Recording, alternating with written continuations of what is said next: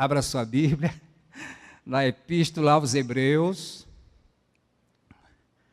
Na Epístola aos Hebreus, no capítulo 9. Capítulo 9 da Epístola aos Hebreus. E nós vamos ler do verso 24 ao verso 28.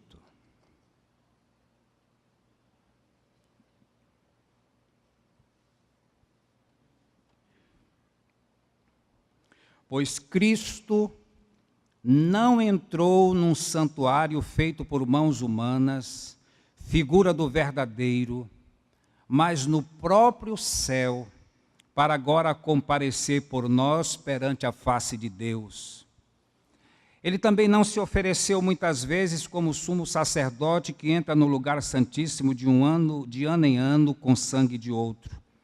Nesse caso, seria necessário que ele sofresse muitas vezes desde a fundação do mundo. Mas agora, na consumação dos séculos, ele se manifestou de uma vez por todas para aniquilar o pecado por meio do sacrifício de si mesmo. E como está ordenado aos homens morrerem uma só vez, vindo depois o juízo, assim também Cristo, oferecendo-se uma só vez para levar os pecados de muitos, aparecerá a segunda vez, não por causa do pecado, mas para a salvação dos que esperam por ele. Amém? Ó Pai querido, somos indignos de estar na tua casa, mas aqui estamos, por causa do sacrifício de teu bendito Filho. Neste momento em que estamos diante de ti, e diante da tua palavra, unge os nossos lábios, limpa nossa mente, o nosso coração, dá-nos uma unção especial, para que nós possamos transmitir palavras eternas, nascidas do teu coração, para o nosso coração.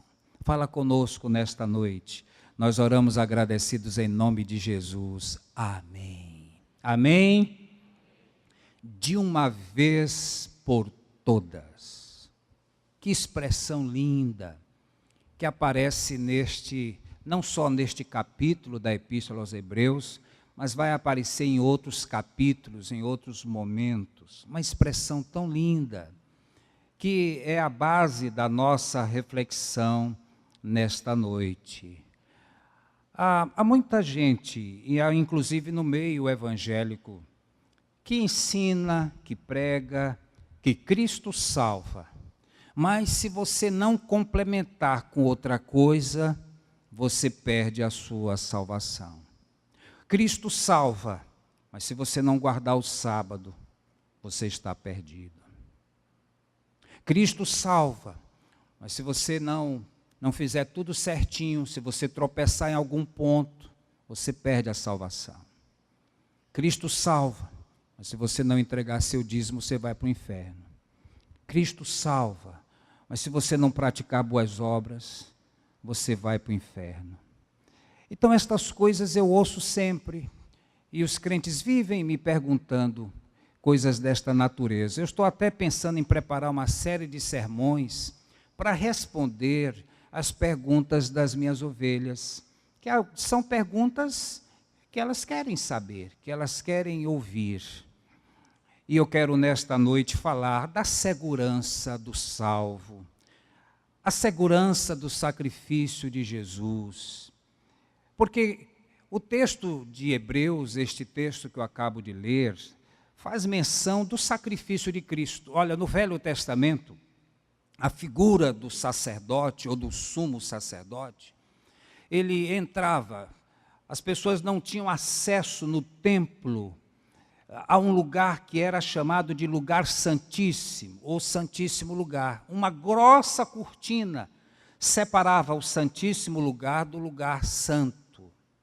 Somente um sacerdote poderia entrar naquele lugar uma vez por ano, levando nos seus ombros ou no seu peitoral do juízo os pecados da sua comunidade. E o negócio era tão sério que a palavra de Deus nos diz que quando o sacerdote entrava naquele lugar para oferecer sacrifícios, amarravam no tornozelo dele uma corda, como os surfistas, viu? Quando os surfistas estão lá na prancha, eles não têm uma cordinha amarrada no tornozelo, para que quando ele cair no mar ele não perca a prancha. O sacerdote amarrava uma corda e quando ele ia oferecer sacrifício, se ele demorasse demais, o povo disse, ele morreu, Deus não gostou do sacrifício dele, Deus matou o sacerdote. Então ninguém podia entrar lá, então puxavam pela corda o corpo do sacerdote. Então o sacerdote entrava na presença de Deus para fazer a expiação dos pecados do povo e dos dele. Então o sacerdote entrava na presença de Deus e confessava os pecados dele diante de Deus. E apresentava os pecados do povo diante de Deus. E Deus então vinha no chamado dia da expiação, do Yom Kippur. Deus vinha e perdoava aquele povo. E o sacerdote fazia isso uma vez por ano. E ele levava sacrifício, sangue de um animal, de uma ovelha, que era sacrificado, e aquele sangue era aspergido e era oferecido ali, porque é o próprio livro de Hebreus que diz que sem derramamento de sangue não há remissão. Então vem o escritor aos Hebreus e faz uma comparação deste culto do Velho Testamento com a nova realidade, com a vinda de Jesus. E ele diz então que o sacrifício de Jesus foi diferente do sacrifício dos sacerdotes do Antigo Testamento. Então é por isso que ele diz que Cristo não entrou num santuário feito por mãos humanas, figura do verdadeiro, mas no próprio céu, para agora comparecer por nós perante a face de Deus. Ele também não ofereceu, muitas vezes, como sumo sacerdote, que entra no lugar santíssimo de ano em ano com sangue do outro. Mas Cristo fez diferente. Nesse caso seria necessário que ele sofresse muitas vezes, e que desde a fundação do mundo, mas agora na consumação dos séculos, ele se manifestou de uma vez por todas. Eu estava lendo esse texto e disse, esse aqui deve ser o texto da Dilma, de uma vez por todas. De uma vez por todas. Cristo se manifestou de uma vez por todas. O que a palavra de Deus está querendo nos dizer? É que o sacrifício de Jesus, a expiação dele, a morte dele na cruz, foi feita de uma vez por todas, uma única vez. Cristo não vai morrer uma segunda vez pela expiação dos nossos pecados. O sacrifício dele foi pleno, foi total, foi cabal, foi irreversível. Quando nós entregamos a nossa vida a Cristo, esta conversão acontece de uma vez por todas. E a palavra grega é uma palavrinha só que traduz de uma vez por todas. É a palavra grega hapax. E ela aparece várias vezes na epístola aos Hebreus. Então, por exemplo, na epístola aos Hebreus, no capítulo 9, por exemplo, eu leio no verso 12, versos 11 e 12, mas Cristo vindo como sumo sacerdote dos bens já presentes, por meio do tabernáculo maior e mais perfeito, não erguido por mãos humanas, isto é, desta criação, e não por meio do sangue de bodes e de novilhos, mas por seu próprio sangue, entrou de uma vez por todas, entrou rapax, de uma vez por todas, no lugar santíssimo e obteve eterna redenção. Meus irmãos, quando a gente ouve isso, a igreja precisava gritar assim, aleluia. O que isso quer dizer? Quer dizer que quando eu entrego a minha vida a Jesus, com o coração quebrantado, arrependido, contrito, reconhecendo os meus pecados e reconhecendo o sacrifício que Ele fez, a palavra de Deus diz que o Espírito de Deus entra na minha vida, eu sou regenerado pelo Espírito de Deus, e isso só acontece uma vez na vida. A salvação é um ato, é um fato e é um processo. Mas o que o Espírito Santo faz no momento da nossa conversão, ele nos faz novas criaturas. O Espírito Santo entra em nós, limpa o nosso pecado, purifica-nos. E esta obra é de uma vez por todas. Então eu não preciso me converter no sentido de me regenerar todos os dias. Porque isso eu já fiz. No dia que eu entreguei minha vida a Jesus. Então as pessoas às vezes ficam muito confusas, mas pastor, e se eu pecar novamente? Eu quero lhe dizer que você vai pecar. E se eu cair? Você vai cair. Se você não tiver cuidado, você vai cair. O apóstolo Paulo falando aos Efésios, ele diz, andai em espírito e jamais satisfareis as obras da carne. Mas muitas vezes nós não andamos no espírito. Na maioria das vezes nós andamos na carne. E quando nós andamos na carne, nós estamos frágeis, vulneráveis, e nós podemos cair. Mas a salvação que nos foi assegurada, de uma vez por todas, ela não se perde. Sabe o que é que eu perco? Eu perco a alegria da salvação, mas nunca a salvação. Porque se eu perder a salvação, o que Jesus fez lá, não valeu a pena. A obra que ele fez lá foi ridícula. Ele enfrentou zombaria, desprezo. Então, se o que eu faço hoje, faço com que o que Cristo fez por mim não valesse a pena, eu estou levando o meu Senhor de novo à zombaria. Então, o que é que acontece? Uma vez salvo, salvo para sempre. Mas agora eu tenho que andar na presença de Deus. Isso não é tarefa simples. É por isso que eu preciso da igreja. Por que eu venho ao culto? Primeiro, para adorar ao meu Senhor que me salvou. Segundo, para ter comunhão com os meus irmãos. Ah, que bom rever os irmãos. Eu estava domingo passado em Chapadinha. E que bom que hoje eu estou aqui, que eu posso rever os irmãos e conhecer alguns amigos que nos visitam. Como é bom a gente poder abraçar um ao outro, poder dizer do nosso amor, da alegria do nosso coração de rever os irmãos. Eu sinto falta dos irmãos. Eu não sei se os irmãos sentem falta de mim, mas eu sinto dos irmãos.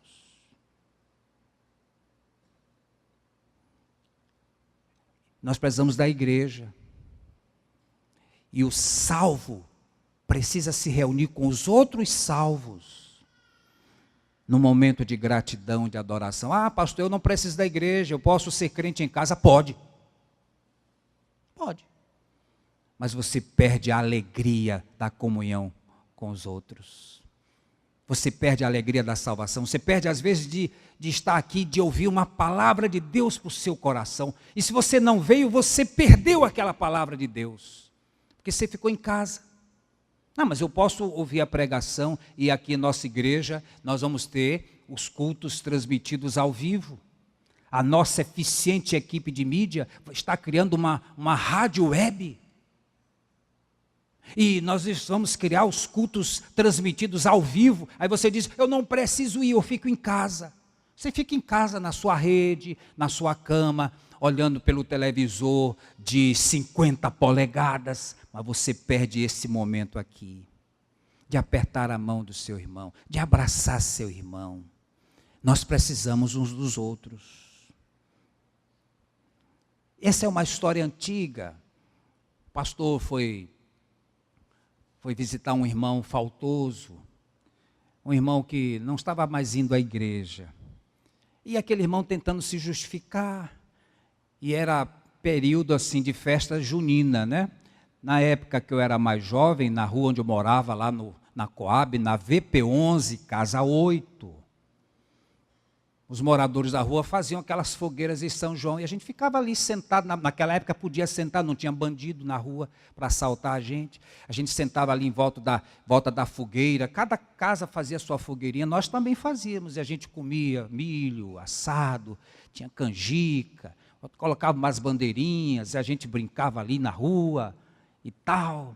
Aí era a época de São João, e o pastor então viu que tinha uma fogueirinha lá, aí ele foi lá, tirou um graveto da fogueira e deixou aqui do lado de fora. E eles conversando e conversando e conversando. E aí ele disse, você está vendo esse graveto que eu tirei da fogueira? O que foi que aconteceu com ele? Apagou. Pois é, meu irmão. Quando nós somos esses gravetos, e quando nós estamos juntos, nós fazemos uma grande fogueira. Mas quando a gente sai da fogueira, a gente vai apagando, apagando, vai ficando frio na fé, sem a alegria da salvação. E a alegria da salvação nós perdemos.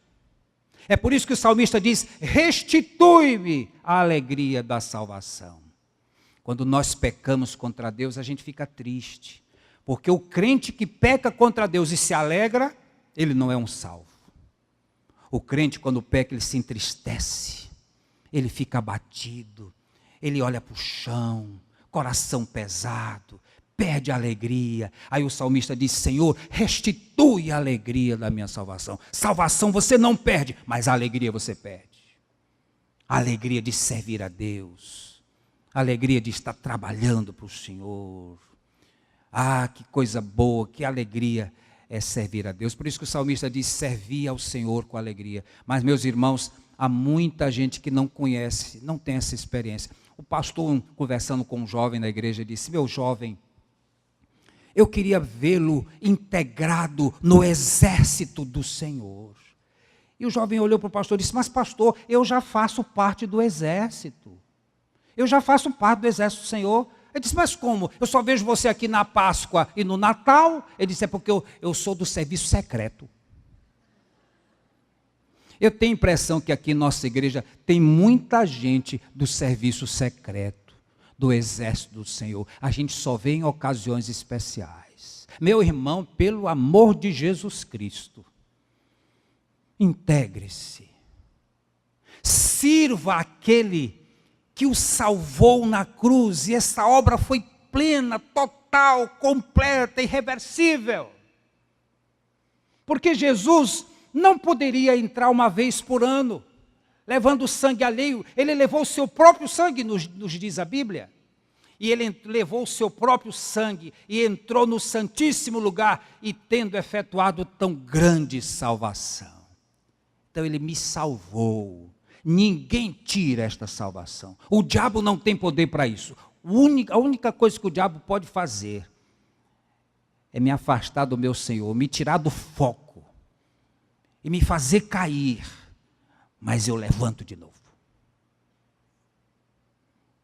Essa semana eu estava meditando um texto e uma coisa me saltou aos olhos.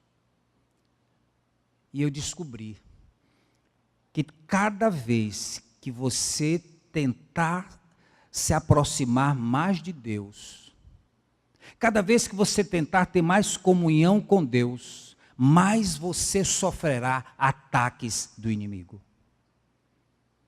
Se você ficar na sua, como agente secreto de Deus, está do exército do Senhor, mas é um agente secreto, fica na sua, você não lê a Bíblia, não ora, o diabo não se preocupa com você não, meu irmão. O diabo está preocupado com aqueles que estão ganhando vidas, com aqueles que estão proclamando a palavra, com aqueles que estão fazendo algo para o Senhor. É com esses que o diabo se preocupa e ele quer derrubar. São esses. Mas um crente fajuto, ele não está preocupado, ele nem dá bola para você. Mas se você disser assim, eu vou me consagrar, eu vou me dedicar, eu vou começar a ler a palavra, eu vou participar da campanha dos 45 dias de oração e jejum, se prepare. Jesus resolveu passar 40 dias no deserto. Jesus, o Filho de Deus. E ele foi para o deserto. Quem foi com ele? O diabo. 40 dias Jesus ali, orando, jejuando, teve fome, aí o diabo chega. Toda vez que você for procurar, e o diabo fez isso com Jesus, imagina com Hamiltinho lindo. Se ele fez com Jesus, ele vai fazer comigo, ele vai fazer com o pastor Marcos, com o pastor Zaqueu, ele vai fazer com os líderes da igreja. Agora, se você não é de nada, ele não está nem aí para você. Mas se você decidir consagrar sua vida àquele que fez uma salvação completa, de uma vez por todas, prepare-se para os ataques do inimigo. Eles virão. Por isso que a palavra de Deus diz, aquele que quer viver piedosamente há de sofrer perseguição. Prepare-se. A igreja está iniciando uma campanha de oração e jejum. Você se prepare. A coisa não é fácil, não. O que Cristo fez foi algo completo. Então, quando você cair, você não precisa se converter de novo, não. Você só precisa pedir perdão dos seus pecados e recomeçar a sua vida novamente. Porque nós não podemos permitir que Jesus venha morrer 2, 3 vezes, 4 vezes, cada vez que eu vá pecar. Ele só morreu uma vez por mim. Agora, a salvação não é só a regeneração. A salvação exige santificação, que é um processo. Que a gente quer andar mais perto de Deus. Até a igreja faz parte disso. A igreja, por que você está aqui nessa igreja? Alguma coisa atraiu nessa igreja. Porque a igreja é que eu não me sinto bem. Olha, se para eu ir para o céu, eu precisar fazer reteté, eu não vou. Aquele sapateado. Gente andando de 4, subindo pelas paredes, dando crise de riso. Se para eu ir para o céu, eu precisar fazer isso, eu não vou. Não é da minha índole, não é da minha personalidade. Então eu vou fazer parte de uma igreja que não tem essas coisas. Mas tem gente que se não tiver reteté, não tem culto. Então você vai para a igreja do reteté, do sapateado.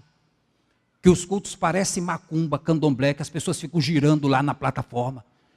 Não tem diferença da macumba, mas tem gente que gosta disso. Então você vai para lá. Em nossos arraiais, nós gostamos de prestar a Deus um culto racional, onde a gente sabe o que está dizendo, o que está fazendo, o que está pregando, com base na palavra do Senhor. Essa é uma igreja litúrgica. Mas se você não gosta de igreja litúrgica, vá para a igreja onde você se sente bem. Mas vá, integre-se, seja uma bênção na vida da igreja, seja uma bênção na vida do pastor, sirva aquele que o salvou. Eu quero encerrar. Eu gosto muito de um texto na Epístola aos Hebreus, no capítulo 12. E eu quero encerrar com esse texto.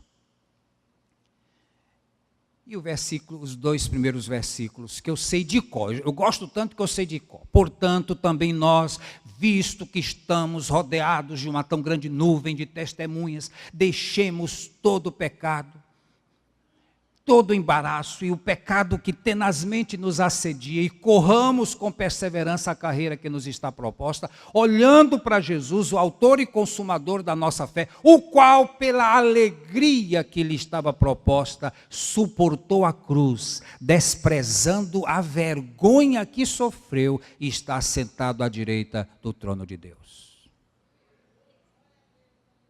Eu queria destacar esta expressão, o qual, pela alegria que lhe estava proposta, desprezou a afronta, desprezou a vergonha. Olha, dá um sermão. Talvez eu pregue no primeiro domingo do mês, quando for ceia do Senhor. Dá um sermão para o dia da ceia. O qual, pela alegria que lhe estava proposta, desprezou a vergonha, desprezou a afronta. Ou seja, Jesus optou em enfrentar a vergonha. Você pode imaginar o que é isso? Jesus foi envergonhado, ele foi humilhado. E talvez você não se aperceba disso.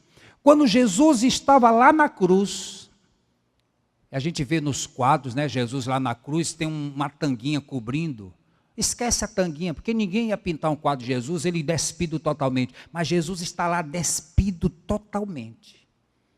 Envergonhado. E os soldados zombando dele, os malfeitores zombando dele, zombaram da sua oração. Ele clama por Elias. Quem sabe Elias venha salvá-lo. Zombaram do seu sacerdócio, colocaram uma coroa de espinhos. E a Bíblia diz que ele desprezou isso por causa da alegria que lhe estava proposta. Que alegria era essa? Alegria em saber que um dia você e eu iríamos ser salvos por Ele. De Ele poder olhar lá do trono, onde Ele está sentado à direita do Pai, olhar para nós hoje, Igreja Batista do Calhau, e se alegrar com estas pessoas sentadas nessas poltronas, que um dia Ele salvou definitivamente, de uma vez por todas, pelo sangue que Ele derramou na cruz. Ele não vai morrer de novo, só morreu uma vez. E quando eu entrego a minha vida a Ele, essa salvação me é assegurada. Eu vou tropeçar amanhã, eu vou cair amanhã, eu vou pecar amanhã, mas o Senhor me ajuda a ficar em pé. Ele me sustenta, Ele me ajuda a recomeçar a caminhada, para que eu seja uma bênção nas suas mãos. O Senhor hoje se alegra em saber que você faz parte da sua igreja, do seu corpo. Mas o Senhor pode se alegrar muito mais ainda, sabendo que há ovelhas que estão aqui, que ainda não são do seu redil. E Ele morreu por essas ovelhas também. E Ele sabia lá na eternidade que um dia estas ovelhas, algumas delas, estariam sentadas nessas poltronas, estariam ouvindo a mensagem transmitida por esse obscuro pregador. E esta mensagem iria calar no seu coração. Essa mensagem ia alcançar uma ovelha que iria se tornar ovelha de Jesus. E Jesus morreu por elas também. Então, se essa palavra calou no seu coração hoje à noite, e você hoje entendeu que Jesus morreu pelos seus pecados, que a sua morte na cruz foi suficiente para a sua salvação, você não precisa guardar sábado para ser salvo. Você não precisa falar em línguas para ser salvo. Você não precisa praticar boas obras para ser salvo. Você não precisa acrescentar absolutamente nada à sua vida para ser salvo. Você precisa arrepender-se dos seus pecados. Reconhecer que é um pecador e dizer: obrigado, Senhor, pelo teu sacrifício mais do que suficiente para mim na cruz. Porque o Senhor morreu por mim de uma vez por todas. Amém.